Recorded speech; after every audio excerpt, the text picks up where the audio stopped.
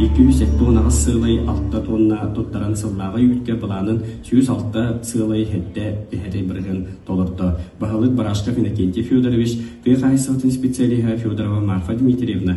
Кыданық нәйлеге 109 сылай сетте тонна баланын 109 сылай 2 бирген толорон Бахалык Потапов Егор Николаевич, Пехайсовтын специалиха Пономарева Италина Владимировна.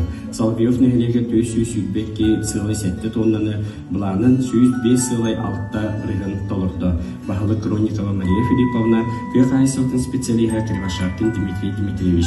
Чакырнелеге 319 сылай 6 тонна, буланын 105 сылай агыс ехедей бирген толорто.